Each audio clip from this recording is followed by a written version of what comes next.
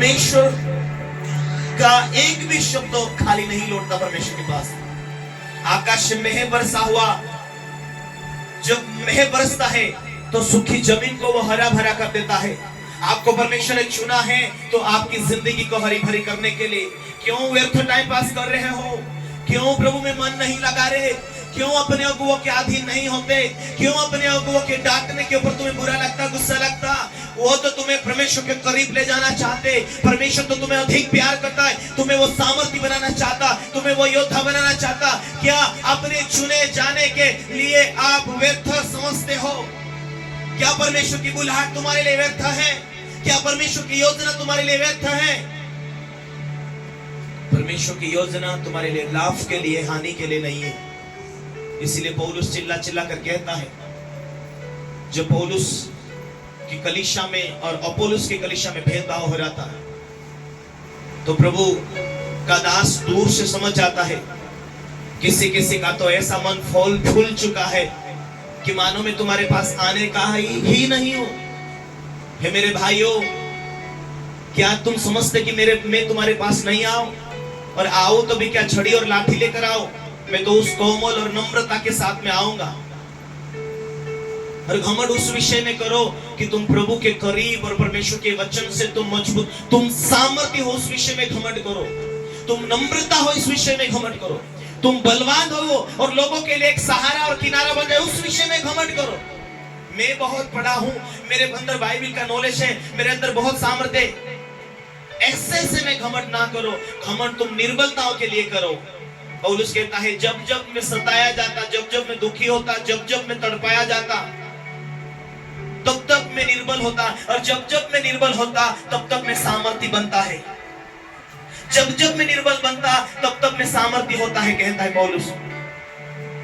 पौलुस दूर से ये स्थिति देख रहा था, और उनके बीच में क्या हुआ था?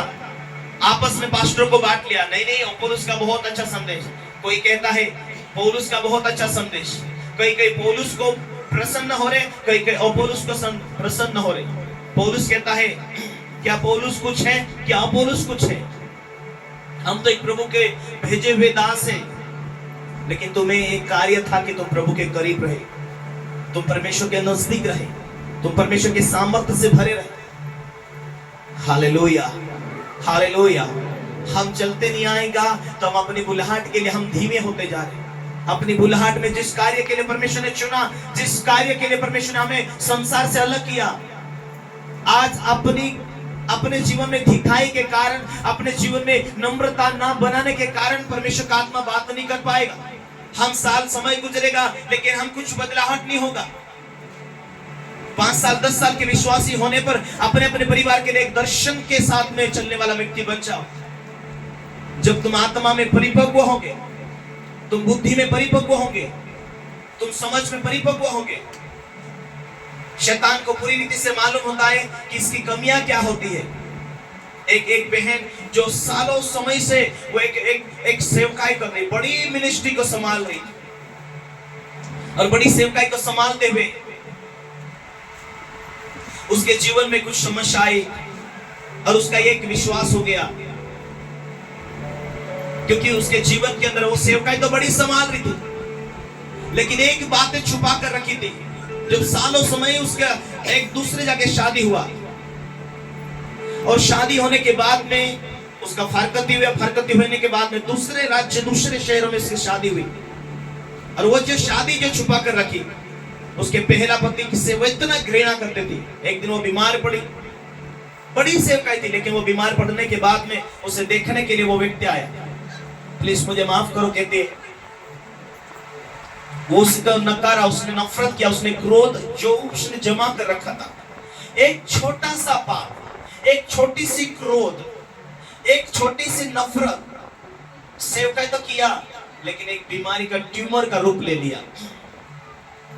किसी प्रभु के दासी ने कहा, ये बीमारी उस क्रोध, उस नफरत के कारण, जो परमेश्वर का वचन, हमारा सृष्टि को रचने वाला परमेश्वर का सलाह को हम अनजान रीति से त्याग देते, छोड़ देते। परमेश्वर की सलाह में ना आने के कारण सेवकाई उसकी बड़ी थी, लेकिन वो मर चुकी। उसमें ट्यूमर का कैंसर होकर वो खत्म हुई। हर एक परिवार के लिए परमेश्वर की जो सलाह होती है, परमेश्वर की जो सलाह होती है वो हानि की नहीं होती। वो दीन और नम्रता का कारण होता है कि कुछ उसमें सामर्थ्य रुक जाती, उस सामर्थ्य को हम परिपक्वता के साथ में बना सके अपने जीवन में। परमेश्वर की सलाह तुझे परमेश्वर की हर एक गुण बातों को देने के लिए होती है। हालेलुया। परमेश्वर का चुने जाने का कारण है कि वो लाभ के लिए, वो शांति के लिए, वो उन्नति के लिए, वो भलाई के लिए होती है।